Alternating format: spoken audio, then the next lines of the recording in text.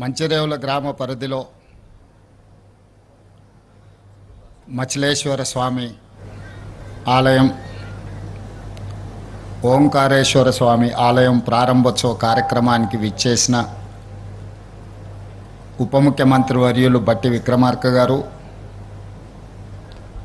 సభాధ్యక్షులు స్థానిక శాసనసభ్యులు మిత్రులు ప్రకాష్ గౌడ్ గారు, చేవెళ్ళ శాసనసభ్యులు కాళే యాదయ్య గారు, రాజ్యసభ సభ్యులు వేం నరేందర్ రెడ్డి గారు, తెలంగాణ రాష్ట్ర చీఫ్ సెక్రటరీ గారు, డీజీపీ గారు, గ్రేహాండ్స్ అధికారులు, వివిధ కార్పొరేషన్లకు సంబంధించిన చైర్మన్లు, ఇక్కడికి విచ్చేసిన ప్రజాప్రతినిధులు, ఈ ప్రాంత ప్రజలకు, వ్యవసాయ కమిషన్ చైర్మన్ పర్సన్ గారికి, ఇతర సభ్యులందరికీ, ప్రత్యేకంగా నేషనల్ టీవీ 9 ఇన్ఛార్జ్ శర్మ గారు ఈ ప్రత్యేకంగా కాశీ నుంచి గంగా జలాలను తీసుకొచ్చి ఈ పునాది రాయి కార్యక్రమంలో ఒక చారిత్రాత్మకమైన మందిరాన్ని పునరుద్ధరించుకునే అవకాశం ఇది చరిత్రలో ఎప్పుడో ఒకసారి ఎవరికో ఒకరికి వస్తుంది. ఇది యథాలాపంగా ఏదో ఒక అభివృద్ధి కార్యక్రమంలో భాగంగా ఈనాటి కార్యక్రమం జరుగుతుంది అని నేను భావించడం లేదు. ఇది దైవేచ్ఛగా పెద్దల నానుడి ప్రకారం శివుడాజ్ఞ లేనిదే చీమైన కుట్టదు అన్నట్టుగా ఇంత గొప్ప కార్యక్రమాన్ని ఈనాడు మా ప్రభుత్వానికి ప్రజలకు అందించే అవకాశం ఇచ్చిండ్రు అనంటే ఇది గొప్ప భగవత్ కార్యము అని చెప్పి మా మంత్రివర్గం భావిస్తుంది. ఈనాడు దాదాపుగా 8 ఎకరాలలో 700 కోట్ల రూపాయలతో 1400 సంవత్సరాల పురాతనమైన ఆలయం, ఆనాటి రాచకూటుల నుంచి 800 సంవత్సరాల క్రితం కాకతీయుల వరకు ఈ ప్రాంతాన్ని సందర్శించడం, ఈ ప్రాంతంలో యోగులు ఇక్కడ తపస్సు చేయడం, ఈ ప్రాంతానికి ఒక గొప్ప చరిత్ర ఉన్నది. ఈ చరిత్ర కనుమరుగు కాకూడదు, ఈ చరిత్రను భవిష్యత్ తరాలకు అందించాలన్న ఆలోచన ముఖ్యంగా మచ్కుందా నది వికారాబాద్ అడవుల్లో పుట్టి మూసీ నదిగా మారి హిమాయత్ సాగర్, ఉస్మాన్ సాగర్లో ఈసా నదిగా ప్రవహించి ఈ ప్రాంతాన్ని పునీతం చేస్తున్న 2 నదులను ప్రక్షాళన చేయాలి, ఈ నదులను పునరుద్ధరించాలి అనే కార్యక్రమాన్ని చాలా సంవత్సరాల నుంచి చాలామంది ముఖ్యమంత్రులు ఆలోచన చేసినారు, ప్రణాళికలు రచించారు. ఉమ్మడి రాష్ట్రంలో, తెలంగాణ రాష్ట్రంలో కూడా చాలామంది ప్రజాప్రతినిధులు ఈ కార్యక్రమాన్ని ముందుకు తీసుకెళ్లాలని ప్రయత్నాలు చేసిండ్రు. కారణాలు ఏమైనా ప్రయత్నం ముందుకు సాగలేదు. నేను మా మిత్రులు బట్టి విక్రమార్క గారితో మాట్లాడుతున్నప్పుడు వారు అన్నారు, ఇన్ని ఆటంకాలు వచ్చి ఇన్ని శతాబ్దాల యొక్క చరిత్రను పునరుద్ధరించే అవకాశం మనకు దక్కింది అని అంటే చరిత్రలో మనం ఒక మంచి పని చేసే అవకాశం ఈ జన్మలో మనకు దక్కినట్టుగా మనం భావించాలి. దీని బాధ్యతతోనే కాదు, అత్యంత పవిత్రతో కూడుకున్న కార్యక్రమంగా మనం భావించి ముందుకు వెళ్ళాలి. విమర్శలు వచ్చినా, అడ్డంకులు సృష్టించినా దేవుడే ఆ అడ్డంకులను అధిగమించే విధంగా మనకు శక్తినిస్తాడు. మీరు ఈ విమర్శల్ని పట్టించుకోవాల్సిన అవసరం లేదు. ప్రజల యొక్క నమ్మకం, విశ్వాసానికి ఈరోజు మీరు చేపడుతున్న కార్యక్రమం చాలా మంచిది, మీరు ముందుకు సాగండి అని చెప్పి ఉప ముఖ్యమంత్రి గారు నాకు సూచన చేయడం జరిగింది. అందుకే మిత్రులారా, ఈ వేదిక మీద నుంచి హైదరాబాద్ నగర ప్రజలకే కాదు, తెలంగాణ రాష్ట్ర పౌరులకు నా విజ్ఞప్తి ఒకటే. చరిత్రను గమనించినప్పుడు నదీ పరివాహక ప్రాంతంలోనే నాగరికత అభివృద్ధి చెందింది. సముద్రాల చెంతనే వ్యాపార కేంద్రాలుగా రాణించినాయి. ఈరోజు ఎక్కడైతే సముద్రం ఉందో సముద్రం పక్కన ఉన్న నగరాలన్నీ కూడా గొప్ప గొప్ప వ్యాపార కేంద్రాలుగా మారినాయి. ఉమ్మడి రాష్ట్రంలో విశాఖపట్నం అయినా తీసుకోండి, ఈనాడు నెల్లూరు ప్రాంతంలో కృష్ణపట్నం పోర్టునైనా తీసుకోండి, దేశంలో ఎక్కడైనా మీరు చూడండి, కలకత్తా నగరాలు కానీ, ముంబై నగరం కానీ, చెన్నై నగరం కానీ, ఏ నగరాన్ని తీసుకున్నా సముద్రపు ఒడ్డున్న నగరాలు, రాష్ట్రాలే అంతంత గొప్పగా రాణించడం జరిగింది. ఆర్థిక అభివృద్ధి జరిగింది. ఈ ఆర్థిక అభివృద్ధి పరిశ్రమల యజమానులకే కాదు, అందులో శ్రమ చేసే ప్రతి చదువుకున్న చదువు లేని వాళ్ళకు కూడా ఉద్యోగ ఉపాధి అవకాశాలు కల్పించడానికి, ఈ దేశంలో నిరుద్యోగ సమస్యను శాశ్వతంగా నిర్మూలించడానికి ఈ సముద్రాలు, ఈ నగరాలు, ఈ నదులు, ఈ పరిశ్రమలన్నీ కూడా ఉపయోగపడ్డాయి. భారతదేశంలోని 29 రాష్ట్రాలలో సముద్రపు ఒడ్డు లేని ఏకైక రాష్ట్రం తెలంగాణ రాష్ట్రం. మనకు అన్నీ ఉన్న సముద్రపు ఒడ్డు లేకపోవడం, మనకు కృష్ణా, గోదావరి, అదేవిధంగా మూసి, ఈసా నదులు ఉన్న ఈ నదులను సరైన విధంగా ఒడిసి పట్టుకుపోవడం వల్ల, ఈ నదీ జలాలను సరైన విధంగా వినియోగించుకోకపోవడం వల్ల కొన్ని తరాలు నష్టపోయినాయి. వీటిని వినియోగించకపోతే పర్వాలేదు, కానీ వీటిని కలుషితం చేసి కాలుష్యం వెదజల్లే పరిశ్రమలుగా ఈ నదులను మనం తయారు చేసినాం. ఇది ప్రకృతి వల్ల జరిగింది కాదు, ఇది ప్రజల వల్ల జరిగిన తప్పిదం, ఇది మానవ తప్పిదం. ఈ మానవ తప్పిదాన్ని తెలిసో తెలియకనో, ఆనాడు పరిస్థితులు లేకనో ఈ తప్పిదాలకు పాల్పడడం వల్ల గొప్ప చరిత్ర కలిగిన హైదరాబాదు నగరమే కనుమరుగయ్యే పరిస్థితులు ఈనాడు దాపురించినాయి. దీనికి ఉదాహరణే ఢిల్లీ నగరం. ఢిల్లీ రాజకీయ కేంద్రం. ప్రధానమంత్రి, రాష్ట్రపతి, పార్లమెంటు భవనాల నుంచి సుప్రీంకోర్టు వరకు పెద్ద పెద్ద విద్యా సంస్థలు, పెద్ద పెద్ద విదేశీ పెట్టుబడులు వచ్చిన ఢిల్లీ నగరం ఈరోజు ఆ నగరం వెదజల్లుతున్న కాలుష్యం వల్ల ఈరోజు ఆ నగరంలో జనజీవనం స్తంభించింది. వాహనాలను ప్రభుత్వమే నిలిపేసింది, పాఠశాలలను ప్రభుత్వమే బంద్ పెడుతుంది, ప్రభుత్వ కార్యాలయాలనే ప్రభుత్వం సెలవులు ప్రకటిస్తుంది, పార్లమెంటు కూడా సెలవులు ప్రకటించవలసిన పరిస్థితి వచ్చింది. నేను ఒక్కటే అడుగుతున్న ఈ ప్రాంత ప్రజాప్రతినిధులను, ఢిల్లీ నగరంలో ప్రధానమంత్రి, రాష్ట్రపతి ఉన్నా కాలుష్యాన్ని మనం సరైన సమయంలో నియంత్రించకపోవడం వల్ల యమునా నది కాలుష్యమై ఢిల్లీ నగరాన్ని కప్పేస్తుంటే, ప్రభుత్వ కార్యాలయాలన్నీ సెలవులు ప్రకటిస్తుంటే, అక్కడికి వచ్చిన పెట్టుబడులు ఇతర రాష్ట్రాలకు, ఇతర దేశాలకు తరలిపోతుంటే, ఆ నగరం నుంచి, ఆ నగరంతో వెదజల్లుతున్న కాలుష్యం నుంచి మనం ఏదైనా నేర్చుకోవాల్సిన అవసరం ఉన్నదా లేదా? ఈరోజు తాత్కాలికమైన రాజకీయ ప్రయోజనాల కోసము, భవిష్యత్ తరాల కోసం చేస్తున్న అభివృద్ధి, నిలబెడుతున్న సంస్కృతిని అడ్డుకోవడము ఏ సంస్కృతికి ఇది తార్కణం అని చెప్పి నేను అడగదలుచుకున్నా. ఈనాడు ఈ మూసీ నదీ పరివాహక ప్రాంతంలో మూసీ నదిని ప్రక్షాళన చేయడం ద్వారా మూసీ నదీ పరివాహక ప్రాంతంలో మన విశ్వాసాలైన మనం ఆచరిస్తున్న హిందూ మతం కావచ్చు, ముస్లిం మతం కావచ్చు, క్రిస్టియన్ మతం కావచ్చు, లేదా సిక్కులు ఆచరిస్తున్న మత విశ్వాసాలు కావచ్చు, హైదరాబాద్ నగరం మత సామరస్యానికి ఒక వేదిక.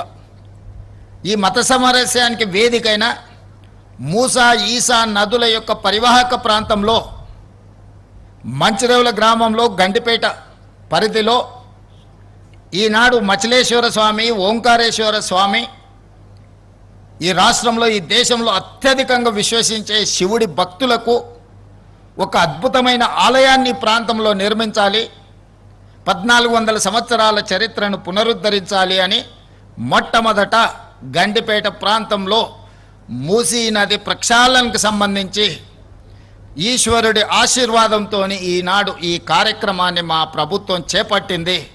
అన్ని అడ్డంకులను ఈశ్వరుడే తొలగిస్తాడని ఎవరైనా దీని మీద దుష్ప్రచారం చేసినా, దీనికి పెడార్థాలు అంటగట్టిన ఈ రాష్ట్ర ప్రభుత్వం శివతాండవం చేస్తుందని చెప్పి నేను ఈ వేదిక మీద నుంచి సవినయంగా నేను చెప్పదలుచుకున్నా. ముందుకి తరలిపోయిన తర్వాత అత్యధిక ముస్లిం జనాభా ఉండే చార్మినార్ ప్రాంతంలో మక్కా మసీద్ చరిత్రలోనే ఒక గొప్ప గుర్తింపు పొందింది. ఆ ప్రాంతంలో ఒక అద్భుతమైన మసీదును నిర్మించడం ద్వారా లక్షలాది మంది ముస్లిం మైనారిటీ సోదరుల యొక్క మత విశ్వాసాన్ని చురగొనే విధంగా, ప్రార్థనలు చేసుకునే విధంగా మూసీ నది పరివాహక ప్రాంతంలో ఒక అద్భుతమైన మసీదును కూడా మనం నిర్మించాలనుకుంటున్నాం.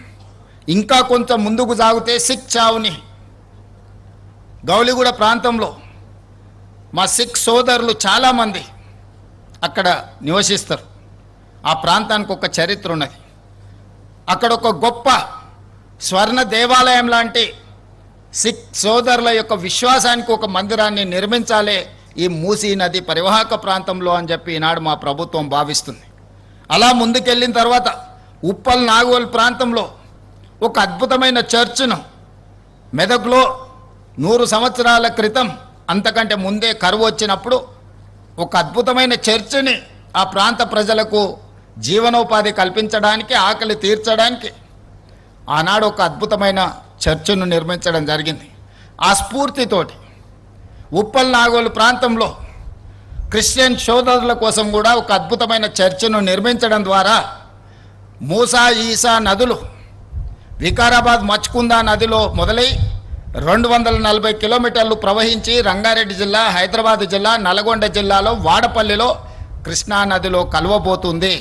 ఇది ఒక సంస్కృతికి, సాంప్రదాయాలకు, ఈ ప్రాంత ప్రజలకు, రైతులకు ఒక అద్భుతమైన పర్యాటక కేంద్రంగా, ఒక అద్భుతమైన వ్యాపార కేంద్రంగా, ఒక అద్భుతమైన ధ్యాన మందిరాలతో, సంస్కృతి సాంప్రదాయాలతో అభివృద్ధి చేయాలని ఈనాడు ఈ కార్యక్రమాన్ని చేపట్టడం జరిగింది. మీరు అనుకోవచ్చు, మరి మూసా ఈసా నదులు సంవత్సరం మొత్తం ప్రవహించవు కదా, వర్షాకాలంలోనే నీళ్ళు వస్తాయి. వికారాబాద్ ప్రాంతం నుంచి కానీ, పరిగి ప్రాంతం నుంచి కానీ ఈ నదులకు నీళ్ళు వచ్చినప్పుడు నీళ్లు ఉంటాయి. మరి మిగతా సమయంలో నదీ పరివాహక ప్రాంతంలో నీళ్లు ఎలా అని, దానికి పరిష్కారమే గోదావరి నదీ జలాలను 20 టీఎంసీలను తరలించి 8 నెలల క్రితమే పనులను చేపట్టడం జరిగింది. పనులు వేగంగా జరుగుతున్నాయి. 20 టీఎంసీ గోదావరి నదీ నీళ్లను హైదరాబాదు నగరానికి తరలించి తాగునీటి సమస్యను, పరిశ్రమల యొక్క నీటి అవసరాన్ని, అదేవిధంగా ఉస్మాన్ సాగర్, హిమాయత్ సాగర్లో 2.5 టీఎంసీల నీటిని విడిచి ఎప్పుడు మూసీ నదిలో నీళ్లు ప్రవహించే విధంగా ఈరోజు కార్యాచరణ చేపట్టి పనులు వేగంగా జరుగుతున్నాయి. ఈరోజు ఇది ప్రక్షాళన చేయాల్సిన అత్యవసరం. నిత్యావసర వస్తువుల కంటే కూడా ఇది అత్యవసరం. ఈ ప్రాంతంలో రంగారెడ్డి జిల్లాలో, హైదరాబాదు నగరంలో వెదజల్లుతున్న కాలుష్యం, పరిశ్రమల యొక్క కాలుష్యాన్ని, హైదరాబాదు నగరంలో ఉన్న డ్రైనేజ్ వ్యవస్థ మొత్తం దాదాపుగా 785 స్క్వేర్ కిలోమీటర్ల ప్రాంతంలో ప్రజలు నివసిస్తున్న, 1 కోటి మంది ప్రజలు నివసిస్తున్న, విసర్జిస్తున్న మలినాలు అన్నీ కూడా మూసీ నదిలో కలుస్తున్నాయి. ఇవే కాదు, ప్రమాదవశాత్తు మనుషులు చనిపోయినా, ప్రమాదవశాత్తు పశు సంపద చనిపోయినా, పశువుల కలేబరాలు, మనుషుల కలేబరాలు, పరిశ్రమల యొక్క కాలుష్యము, ఈ ప్రాంతం యొక్క డ్రైనేజ్ వ్యవస్థ మొత్తం మూసీ నదిలో కలవడం, ఈ మూసీ నది ప్రవహించి రంగారెడ్డి జిల్లాను దాటి నల్గొండ జిల్లాలో ఈరోజు శాసనసభ్యులు, భువనగిరి శాసనసభ్యులు అనిల్ మిత్రుడు ఇక్కడ ఉన్నాడు, బీర్ల ఐలయ్య అక్కడ ఉన్నాడు. ఆ నియోజకవర్గాల ప్రజల గోడు వింటే రాయి అయినా కరుగుతుంది. రాయి కంటే కఠిన హృదయులు ఎవడైనా ఉంటే మాత్రం వాళ్ళకు ఆ ప్రజల కష్టాలు తెలియవు. ఈ కాలుష్యం వల్ల ప్రాంతంలో వ్యవసాయంలో పండించిన పంటలు ఎవ్వరూ తినలేని పరిస్థితి వచ్చినాయి.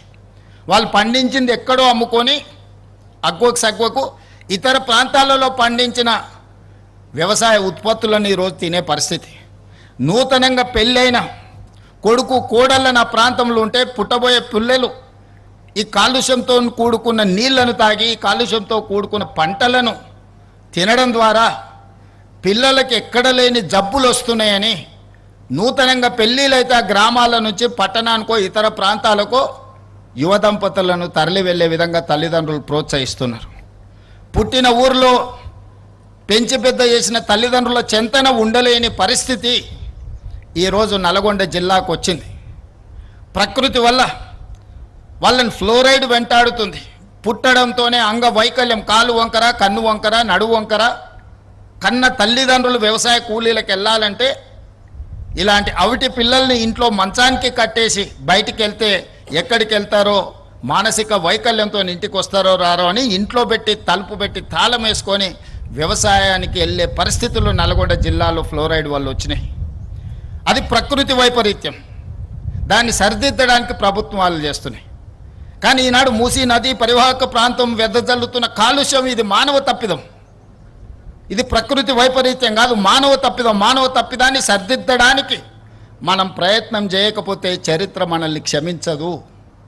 అందుకే ఈనాడు శ్రమ అయినా, ఖర్చుతో కూడుకున్నదైనా మూసీ నది ప్రక్షాళన చెయ్యవలసిందే అనే కార్యక్రమాన్ని మా మంత్రివర్గ సహచరులందరూ భుజం తట్టి చెప్పడం, ఈ పరివాహక ప్రాంతంలో ఉన్న ప్రతి శాసనసభ్యుడు పార్టీలకు అతీతంగా, ఈనాడు యాదయ్య గారైనా, లేకపోతే వికారాబాద్ ప్రసాద్ కుమార్ గారైనా, లేకపోతే మా మిత్రులు ప్రకాష్ గౌడ్ గారైనా, కిందికెళ్తే ఎంఐఎం శాసనసభ్యులైనా, ఆ కిందికెళ్తే ఉండే నల్లగొండ వరకు ఉండే వాళ్ళందరూ ఈ పరివాహక ప్రాంతంలో ప్రాతినిధ్యం వహిస్తున్న కౌన్సిలర్లు, కార్పొరేటర్లు, సర్పంచులు, ఎమ్మెల్యేలు, ఎంపీలు అందరూ ఈ నదిని ప్రక్షాళన చేయాల్సిందే, మూసీ నదిని పునరుద్ధరించాల్సిందే.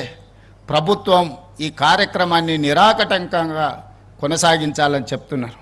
కొద్దిమంది స్వార్థ ప్రయోజనం ఉన్నవాళ్ళు రాజకీయ ప్రయోజనాన్ని ఆశించి మేము చెయ్యలేని పని మీరు ఎవ్వరూ చెయ్యొద్దు అని, మీరు చేస్తే మీకు మంచి పేరు వస్తుంది, మేము చేయలేదు కాబట్టి మీరు చేయవద్దని ఒక అక్క ఈ ప్రాంతం నుంచి 45 సంవత్సరాల కుటుంబం 100% రాజకీయ ప్రయోజనం పొందిండ్రు, అన్ని పదవులు అనుభవించారు. ఈ ప్రజలు ఇవ్వందే లేదా అక్కకు. ఇవాళ అక్క కొడుకు నేషనల్ గ్రీన్ ట్రిబ్యునల్లో ఈ పనిని ఆపమని కేసు వేసిండు. ఆ అక్క మనసు ఎట్లొప్పుకున్నదో వాళ్ళ కొడుకును ఇట్లాంటి తప్పుడు కేసులను నేషనల్ గ్రీన్ ట్రిబ్యునల్లో వేయించడానికని నేను అడుగుతున్నా. ఆ అక్కకి ప్రాంత ప్రజలు ఓట్లు వేయలేదా? వాళ్ళ కుటుంబాన్ని ఆశీర్వదించలేదా? ఈరోజు ఈ రాష్ట్రంలో, ఈ దేశంలో ఆ అక్కకు గుర్తింపు వచ్చింది, ఆ కుటుంబానికి గుర్తింపు వచ్చింది. ఇవాళ ప్రజాప్రతినిధులుగా, మంత్రులుగా పదవులు అనుభవించిండ్రంటే ఈ ప్రాంత ప్రజల ఆశీర్వాదం లేదా? ఈ ప్రాంత ప్రజల ఆకాంక్షలకు వ్యతిరేకంగా, ఈ ప్రాంత అభివృద్ధిని అడ్డుకోవడానికి నీ కన్న కొడుకే ఎన్జిటిలో కేసు వేస్తుంటే ప్రజాప్రతినిధిగా మీరు కొనసాగడానికి అర్హత ఉందా అని చెప్పి నేను ఆ అక్కని సందర్భంగా అడగదలుచుకున్నా. ఒకప్పుడు నాకు కూడా చాలా దగ్గర, ఆనాడు ఇట్లా లేకుండే.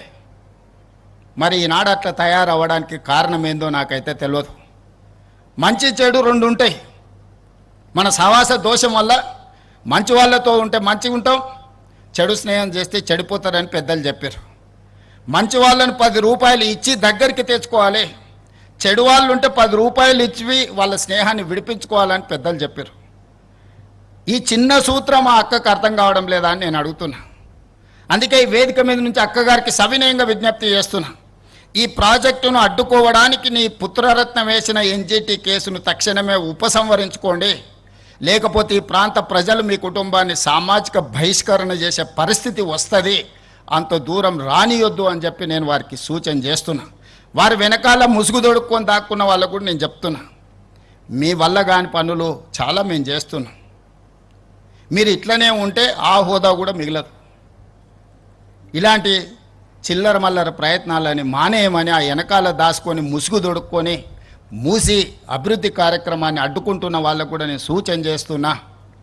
ఇది రాజకీయ వేదిక కాదు, కానీ ఈ ప్రాజెక్టుకు సంబంధించిన అంశం కాబట్టి ఈ వేదిక మీద నుంచి నేను ప్రస్తావిస్తున్నా. ఏది ఏమైనా 600 అక్కడి సూర్యుడు ఇక్కడ మొలిసిన ఈ ప్రాజెక్టు చేసి తీరుతాము. ఇది మా దీక్ష, ఇది మా శివ దీక్ష. రామప్ప మందిరం ఆనాడు పనులు మొదలుపెట్టినప్పుడు అక్కడ దర్శనం చేసుకొని రుద్రదేవుడు నిర్మించిన రామప్ప ఆలయంలో మొక్కుకొని బయలుదేరినాం, ప్రజాపాలన తెస్తాం, ప్రజలకు మేలు చేస్తామని. ఆ రామప్ప ఆలయ నమూనాని ఈరోజు మంచిరేవులలో నిర్మించాలి అని మేము అనుకుంటున్నాం. శిల్పులను కూడా మేము విజ్ఞప్తి చేసినాం. ఆ రామప్ప ఆలయ శివుడి సాక్షిగా ఈ వేదిక మీద నుంచి నేను చెప్పదలుచుకున్నా, ఖచ్చితంగా మూసీ నది ప్రక్షాళనే కాదు, ఇక్కడ ఆలయాన్ని నిర్మించి ఒక గొప్ప పుణ్యక్షేత్రంగా, దక్షిణ కాశీగా, ఈనాడు కాశీ నుంచి గంగా జలాలు తీసుకొచ్చింది యథాలాపంగా కాదు, దక్షిణ కాశీగా రాణించే విధంగా ఈ పుణ్యక్షేత్రాన్ని ముందుకు తీసుకెళ్తాం. మీరందరూ అండగా నిలబడండి, ఆశీర్వదించండి. ఈ అభివృద్ధిని చూసి చూపించి మేము ఓట్లు అడగం. నేను మాట ఇస్తున్నా, ఈ అద్భుతమైన అభివృద్ధి చూస్తే ఈ దేవాలయాన్ని చూసి వాళ్ళకు ఓట్లు వేస్తారేమని, ఓట్ల కోసము నోట్ల కోసం ఈ ప్రయత్నం కాదు. చరిత్రలో దేవుడు మనకు ఒక అవకాశం ఇచ్చిండు, దాన్ని సద్వినియోగం చేసుకోవాలనేదే మా ప్రయత్నం. దయచేసి సహకరించాల్సిందిగా అందరికీ విజ్ఞప్తి చేస్తూ, ఇంత మంచి కార్యక్రమాన్ని వేద పండితుల పర్యవేక్షణలో ఒక అద్భుత కార్యక్రమాన్ని నిర్వహించిన మూసీ రివర్ డెవలప్మెంట్ అధికారులను అందరినీ కూడా మనస్ఫూర్తిగా అభినందిస్తూ, chief secretary, DGP, grey hands, ఇతర ప్రభుత్వ శాఖలను అన్నిటిని కూడా అభినందిస్తూ మీ అందరి దగ్గర సెలవు తీసుకుంటున్న. ధన్యవాదాలు మిత్రులారా, ధన్యవాదాలు.